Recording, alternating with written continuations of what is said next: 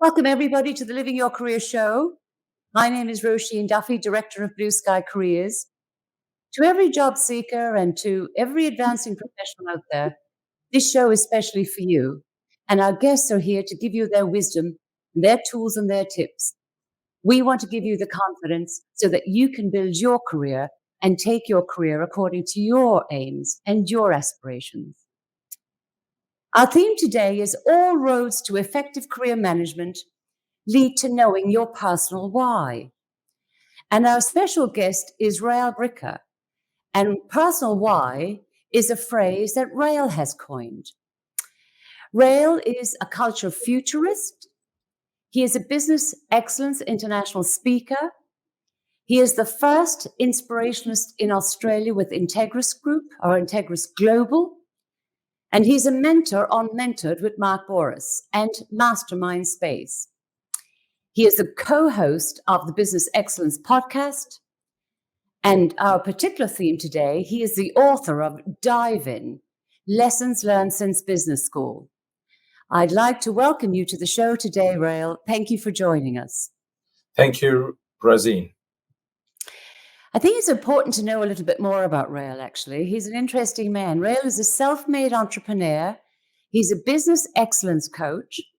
He has a career that spans 30 years, 2 continents, Rael, startups, listed companies, venture capital, and he runs his own financial services company in Perth. He has a global insight into cultures that many wouldn't have. He has conducted something like, am I right in saying, Rael, 85, more than 85? 87 now. I've done 2 more since I published the bio, 87 interviews so far. So those interviews were with companies in 25 different countries, folks. And also they were looking at the culture of those companies and also looking at the future of work. And what makes Rael very interesting to me is that he has a very simple view. He thinks you need to dive in. He said, careers are like businesses and they don't have to be complicated, Rael. You need to make decisions. You need to see where all the facts are pointing and simply dive in and adjust course as necessary. So I think that's probably a fair assessment, isn't it? Correct. It is. It's about not being tied to a path for our whole lives. It's about adjusting when necessary. Some people are happy doing the same thing for 25 years and others will go after 2 or 3 years. I need something more. I need to adjust it. And maybe we spoke about their personal why. Their personal why is moving, and that's okay. Those things have to move. And so when your why moves, so maybe you have to, and take a 180-degree career shift or a 5-degree career shift. Those are the things that are going to make us happy and really fulfill our why. And when we feel fulfilled, we're better in the work environment. We're actually more productive, better contributors to the environment, and better at work and better at home because we enjoy what we do for 8 hours of the day. You're an interesting one because I remember I read your book and I listened to your podcast, and that personal why resonated very strongly with me. Why do we do anything? Why do we study what we study at university? Why do we, when we leave university, choose to work in certain jobs or hope that we get opportunities in certain companies? But you kind of threw that whole sort of path straight out the window because you were an engineer. You were working for Anglo-American in South Africa. 6 months, I think, in control systems, well-paid job. And you had done some work experience while you were studying. And then you thought, this isn't for me. And after 6 months, you went off and you did an MBA while simultaneously doing a Master of Software Engineering. Most people that I know would think that's pretty brave. Most people that I know would say you need to get some life experience, some work experience before you do an MBA. I often say to people, don't race after MBAs, get some work experience and life experience behind you. Maybe you can tell our viewers and our listeners what would make someone with 6 months real experience, postgraduate, go and jump off to do an MBA. Okay, so I'm going to put that into context. I spent 18 months working underground, and then I moved to head office, and I spent 6 months there before doing the MBA. So I had a 2-year commitment because of my scholarship. But when people ask me today, why did I change out of engineering? My answer is that engineering taught me how to think. And when I worked on the mine, I was incredibly frustrated at times because I wanted to understand. It was my own nature, my own why. I wanted to understand this big picture.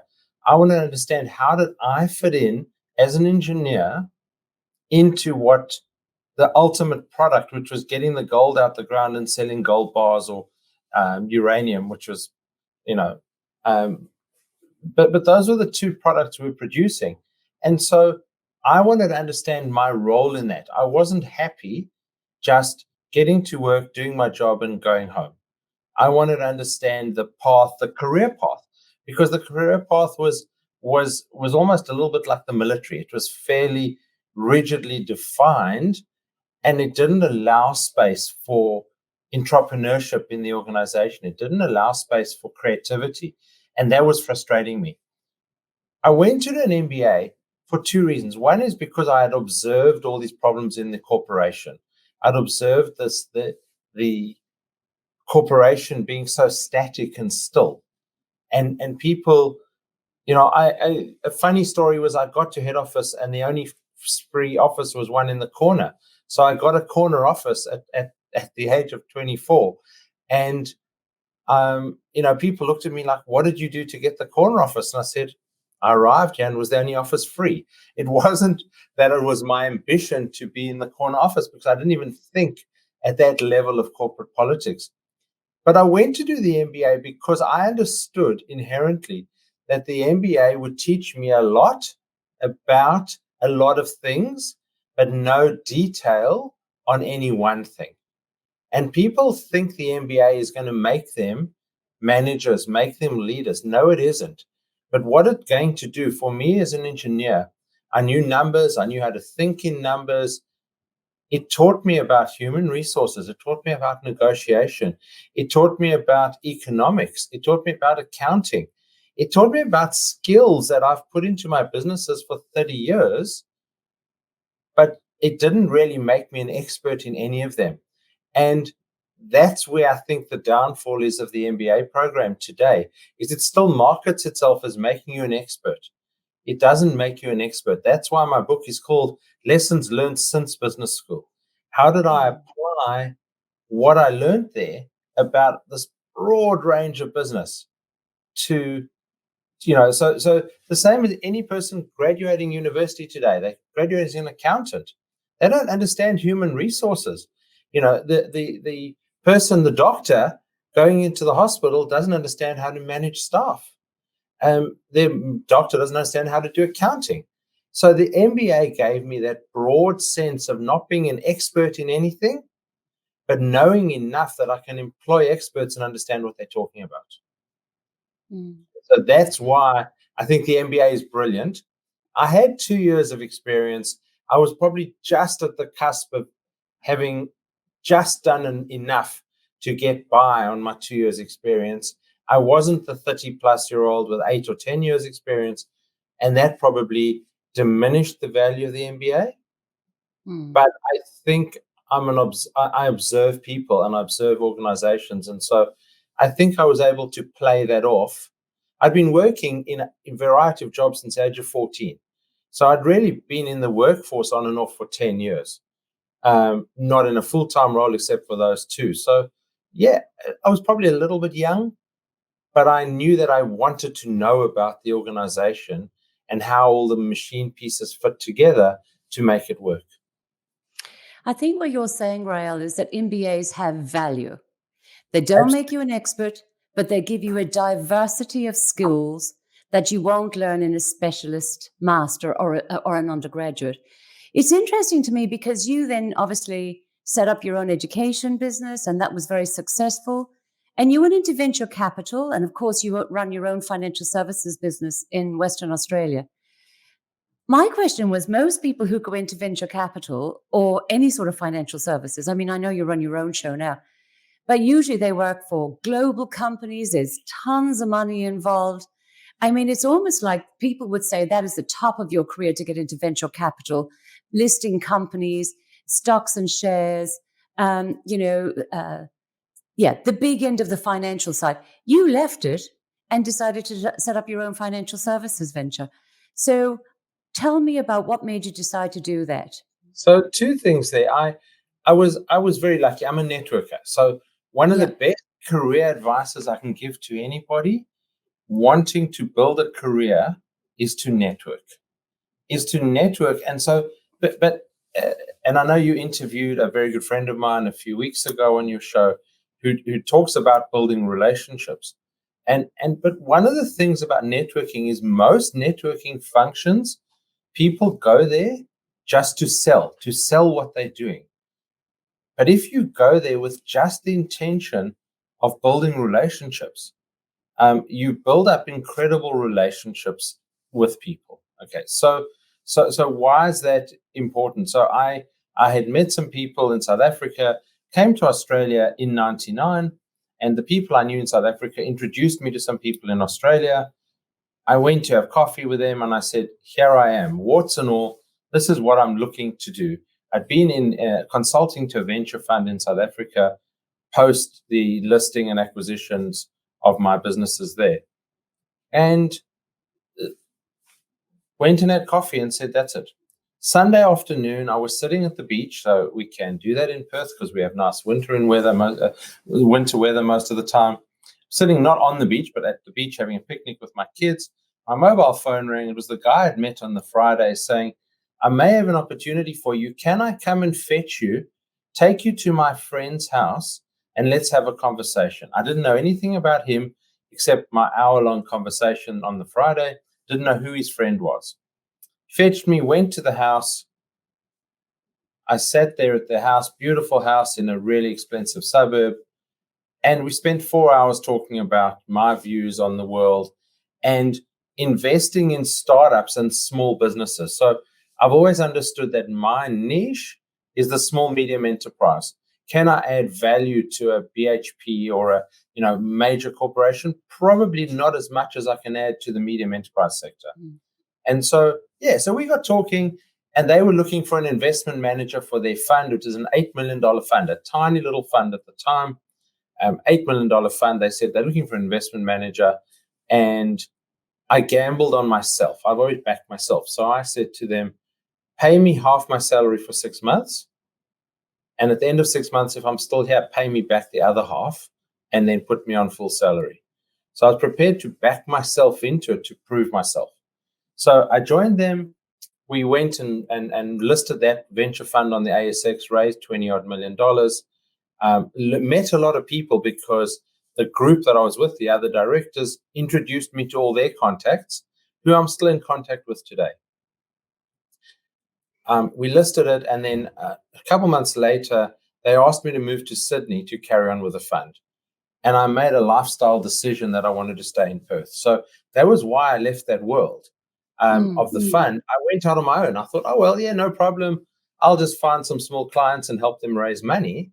And I did that. And then people said, we also need loans. Can you do loans for us? And I, well, yes, I'll find out how to do loans. Because one of my favorite sayings is sometimes admit you don't know, but you know where to find the answer. And that's exactly what I did. I said, yes, I'll find out for you. Found out that I needed to be a finance broker in Western Australia. Became a finance broker. And then they said, you did such a good job with our business. Can you help us with our home loan? And out of that was born my home loan business. So it wasn't by design necessarily. It started out doing venture capital, but morphed into home loans. And 20 years and $3 billion later of mortgages, it's been quite successful. I think what you're saying is your business has come about because relationship met your talent, met your personal why, and that has come to full fruition in your business. And then your other ventures, consulting, coaching, and so forth. A question, though, you always say, throw caution to the wind, almost. Dive into your career, adjust course as necessary. And I suppose it's going to be a pretty wild adventure if you do that. But one of the things that you say in your book, you talk about self-confidence, overconfidence, and arrogance.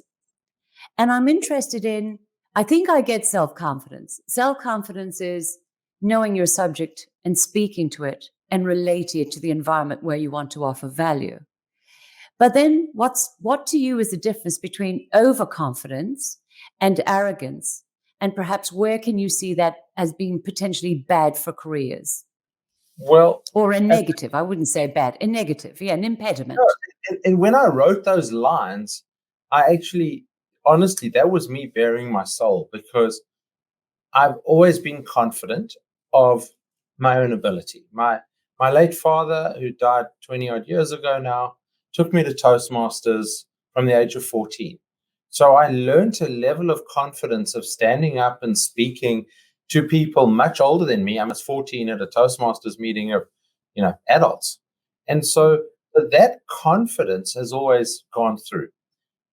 The ability, growing up in a fairly average, sort of lower middle class household, not a lot of money there, but I got to understand that anything I wanted to achieve, I'd have to A, do myself, but B, I believed in myself. That's probably the biggest driver of confidence, is self-belief. And so we all suffer from imposter syndrome. And when I wrote my book, I suffered from imposter syndrome. I wrote the book and went, oh, no one really wants to read this. So I put it away for 2 years before I actually sent it to someone else to read it. Because as much confidence as I had, I wasn't confident in the message of the book. So where does overconfidence come in? Sometimes we do bite off more than we can chew. We do bite off things. So I went into a business. I bought $50,000 worth of CD covers from Germany. Very clever technology, but I had no idea about the market. Totally overconfident, just in my own ability. Yeah, no problem. I'll sell them. Just spend $50,000 buying a container load of the stuff. I ended up giving it to somebody who was down and out and needed money. He managed to sell it for $5,000, and I told him to keep the money 6 years later. So, I learned a lot about that. Overconfidence is not really understanding your own abilities, because I knew that my ability was not to sell consumer goods, physical goods. I sell services. That's what I do today. Even the mortgage business is selling services. Arrogance, on the other hand, is when you start looking down at people who probably aren't as confident as you, or aren't as overconfident as you, and you display a level of, I don't give a damn. And there have been times in my life where I have suffered from that. But over the years, I think I've matured and tempered the arrogance a lot. And because it's not a good trait. Arrogance is not a good trait. No one likes someone who's arrogant. They like confidence when you stride into a room displaying confidence. When you stride into a room and don't notice the waiter who's offering you a drink, that's arrogance. That would be the nicest description of it. And I think I've taught myself over the last 20 years to temper the arrogance and make it confidence. Does that make sense? Yeah, no, absolutely. And I think, again, I'm linking this confidence to personal why. When, acknowledging those around you, being humble around you, being confident is about knowing your stuff. It doesn't mean looking down at people. So I Yeah. know, so being overconfident, basically you're saying you can run the danger of backing yourself beyond your capacity and your capability. Arrogance Yes. is not treating people effectively with respect as equals. And self-confidence is having the guts and having the insight to know that you can make things happen. It's interesting. You've spoken to, I think you said 87 interviews with companies all over the world. I think 25 different countries. And you were a culture futurist. So therefore, you've done a lot of research into business excellence in companies and the kind of cultures, good, bad, and indifferent that run those companies. I'm curious to know, in your conversations about cultures, what are you seeing as the major changes in their talent campaigns? So, in other words, how are cultures changing? And what are the sort of skills do you perceive that they're looking for now when they're looking for really good people to join those companies? Okay, so a few things have changed. So the traditional workforce, let's call them and I hate the terminologies, but call them the Gen Xers or the Gen Ys or the baby boomers. They were much more committed to the corporation, good or bad, for extended periods. When we get to our millennials, and I think that's been the biggest change, is that the millennials will live and die for the company that they're working for. They will they will work 18-hour days. But they want the 18-hour day to start at 9:30 in the morning after their yoga and their chai latte. They want to, and they'll work till 10 o'clock at night and then go out to the pub and have a few drinks and then go to the yoga class and do it all again the next day. That's the millennial culture. And I, again, this generalizations, but from talking to people, they said they've changed the way they look at the team members. They've said, okay, those millennial team members now do their 18-hour days for 3 years or 5 years or whatever it is. And then one day they'll wake up and say, I need a change. Not because I don't like this company. I just need to advance. I need another set of experiences. Now, is this driven by the social media? Is it driven by the Google time? Where we want instantaneous answers. Traditional companies do annual or maybe 6 monthly performance reviews. That's The millennials want instant gratification and a pat on the back every day about how well they're doing. And so the concept of the culture of the organization is changing to accommodate them. It accommodates them now where we know that they're going to give blood for 3 to 5 years and then they're going to leave. I mean, in my own organizations, in my financial services business, I've had lots of people come and go just because they wanted a new experience. They wanted to do something different. And yet they still pop in here for coffee now and then and say, hey, how you doing? I see, you're still in your same office and using the same chair.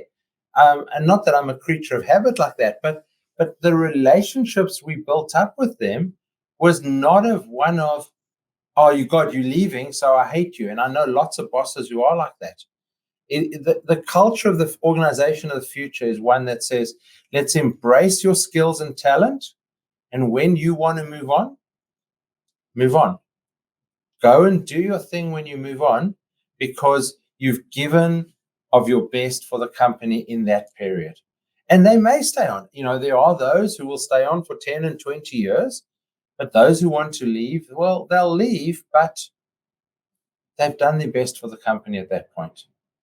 So basically, Rael, what we're saying is that companies are factoring in more turnover in their top talent bank. So they're expecting in these generational changes, whether it's social media influences, whether it's could be global economy, I guess, nobody wants to stay in a job that they're not happy in. But it's interesting. So you're saying that there's now that expectation that people are going to move more frequently, and companies need to factor that into their training budgets. If they're sponsoring people for MPAs, they need to factor that into their career transition for their top talent, their leadership development programs. Is that what you're saying? There is a expectation now with these companies and these cultures that they're going to have people for lesser periods of time. Well, there's a couple aspects to that. The first is that we have to design our organizational training and infrastructure to train people for jobs that we don't know exist yet. Okay. Mm. So that's the first challenge we face is we have to then engage with our workforce and create the opportunities that we don't even know where they are yet. So that's the first of those challenges. The second is, yes, so I'm on the board of a school, and at our board we were discussing the fact that we go out and recruit some top teachers, and they stay with us for 3 to 5 years, maybe 10 years, and then they get a promotion to another school. Now, everybody, particularly those people who don't appreciate the status of the community school, come back and go, oh, yeah, you're losing all your good teachers. And we're saying, no, we're not. we've actually recruited the best, and now they're getting promoted because there's no longer a career path for them here. They're going to sideways step to go upwards. That's a feather in our cap because they are loyal, they love their job, they're just looking for promotion, but their boss Advancement. is stuck there. Yeah, absolutely. So that is part of, I think, the driver is that people are more ambitious potentially, wanting to move on. But I also think that the world is such that people just want different experiences. My late father, and I quote him a lot, my late father always used to say, and he unfortunately died too young. He used to say one day when he retires, he wants 40 years experience, not 1 year 40 times over. And so that's, I think, much more prevalent today. People don't want 1 year 40 times over. They want every year to be different.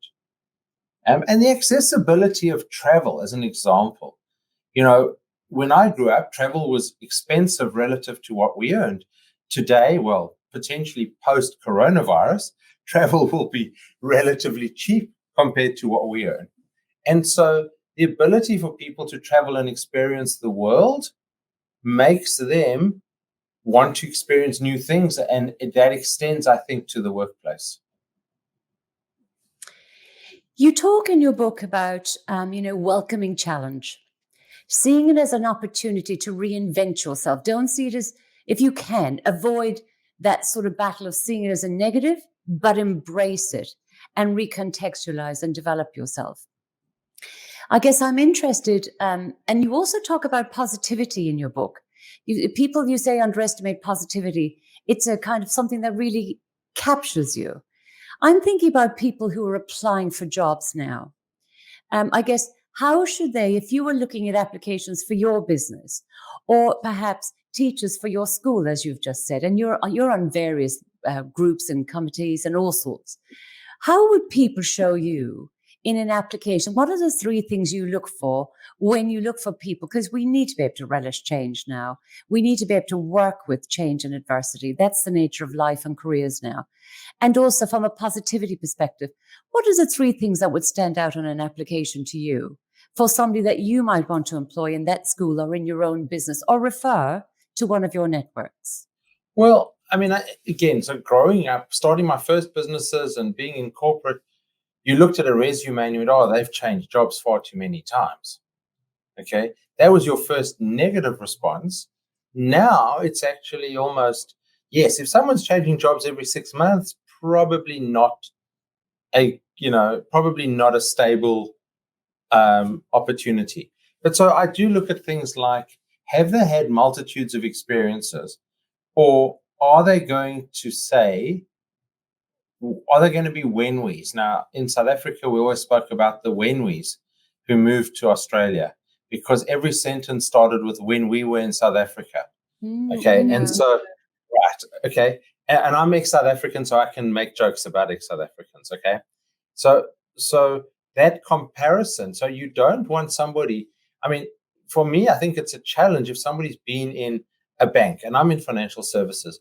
Someone who's worked for a bank 20 years, they may have 20 years worth of banking experience. Would I employ them? I wouldn't, because I think they would be too much of a when we were in the bank, this is how we did things, and they don't have an experiential mindset. And so somehow looking at people who have gone through a career path at various organizations, 2 to 5 years, 3 to 5 years, I think that's a good trait. I think people who've done an undergraduate degree and they've covered subjects like philosophy and African basket weaving because they're good for expanding the mind. And obviously they've now narrowed their career as their education's grown. But I think expanding the mind, I think doing weird and wonderful topics. I use philosophy as one of those, or as I said, African basket weaving or fine art painting when you want to be an engineer or an accountant. Doesn't matter. So I think those skills are very useful skills that we need to develop. So that's the kind of stuff I look for, is not a singular focus. Because I don't think that 17 and 18-year-olds coming out of university can have us as coming out of school, can have a singular focus on what they want to be doing when they're 30. And so somebody who's got the emotional intelligence to say, let's broaden my mind, let's broaden our understanding, I think that's a much more attractive employee. And that's from my perspective, that's the people we look for.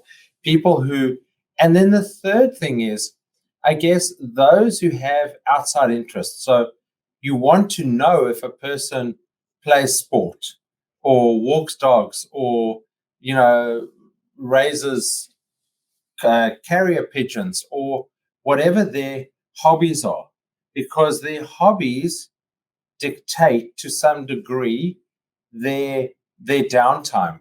As an employer, you want to know people actually do have downtime, they have decompression time. But also, if somebody says, "Oh, I don't have any hobbies," then how do they even integrate with their fellow team members when they have nothing to talk about outside of work, because they don't actually have interests? I mean, in my financial services group, every Friday at lunchtime, or most days, we try and sit down for lunch together. But specifically on a Friday, the team buy lunch on my credit card, separate discussion, and we sit down and have lunch together. And since and part of the topic is, what do we talk about? We talk about everything from people's sport to religion. Now, say don't talk about religion, but we don't talk about arguing about religion. One of my team members is very involved with a local church. So she tells us about the activities the church are doing to attract the youth, the 25 to 35-year-olds, to the youth, the young adults, to the church. To me, that's interesting because it's a different approach. Others will talk about their cultural festivals, whatever it may be. And so, but if people don't have any interests outside of work, I don't think they make great employees. I think people need to have outside interests, and outside interests are not necessarily being on social media all the time. Okay, so I think those are the things I look for. I've always listed my sports that I've played, and I played at state level, on my resume. And I did that, in my 20s. I'm now in my 50s. But I still play sport. I still play competitive hockey. And I use that as a conversation starter, because you suddenly discover lots of other people have played hockey at a variety of levels. So those are the three things that I would look at. And I know they're completely outside the square, because you're making an assumption. If you've advertised for a job and it says you need a commerce degree in finance, that's your base level. You're assuming everyone who's applied has that degree. So you've set your standards. So what sets them apart are those things about themselves. So what we're saying is, you have to fit the mold of what we're looking for. But if you can relate your personality, your interests, your experiences in a way that can relate to your environment and to the people who are going to be interviewed, makes you more human, makes you more real. I think that's what you're saying. So you can be very specialist, you can be very academic, you can be very professional in anything that you do, but you need to bring through those sideline and back stories to make people sort of get a sense of you. And I think that's what I'm hearing from you. Absolutely. You have to, we use a lot of profiling tools without getting too technical, but the profiling tool that we use the most is DISC, which has been around for over 100 years, but it gives you two profiles. It gives you something called an adapted style and a natural style. Now, when we use profiling tools to employ team members, we actually look at and make sure that there are not distinct differences between their adapted style and the natural style. So what do those two mean? I'm getting a bit technical, but this is about living your career, so it's quite important. The natural style is how we behave at home and how we behave under stress. So that's our reversion point. When we're under stress, that's what we revert to as a behavior. Your adapted style is how you perceive yourself in the work environment and how you relate to people in the work environment, okay? And how you behave. If there are major disparities between your natural and your adapted style, that means you're actually putting on a front at work, or you putting on a different persona at work because that's what's expected of you, or that's what you expect to do at work. But as soon as you're under stress, you revert to your natural style, which is completely different to your normal style. So when I'm employing, I look for people that maybe they suppress their their influence, their dominance, their DNA. Maybe they suppress those slightly in the work environment, but you don't want a complete 180-degree shift in behavioral styles, because that's a problem. So what you want people to do is be their natural selves in the work environment. But if they're a strong leader outside of work, maybe tone that down within the work environment, but still shine through, show their personality. I think what you're saying is that real person, that natural person, is the easiest person to be. So I always talk about the person within that powers the professional. And just in wrapping up, Rael, what we're saying is self-confidence, respect and regard for others, enthusiasm, celebrate your experiences, showcase your experiences. And I think the major thing you're saying today is if you put your confidence and your motivation, your passion and your enthusiasm together, and you link that with your personal why, which is your motivation, then you're going to go places in your career and nothing is going to stop you. Those are very, very strong forces that will drive you. Absolutely. It is about being confident. I mean, there's no point as an employer employing somebody who goes, well, I'm not really sure that I can do that. So there's a difference between no confidence, right? Or self-confidence. And so self-confidence actually extends to, yep, I'm pretty sure I can do it, but do you mind if I ask you some questions along the way to make sure I do it properly? That little statement, when an employee says to me, yep, I think I know what it is, but do you mind if I'm not sure if I ask you a question? And so that's confidence in your own ability, but confidence in your own ability to understand what you don't know as well. And when you understand what you don't know and you're confident enough to ask the question, that makes the difference as an employer. And as an employee, you want that self-confidence, but you don't want the overconfidence. You don't want them saying, yep, I can do that job, and going and messing it up. You want them to say, I can do it, but if I have a problem, I'm going to come to you.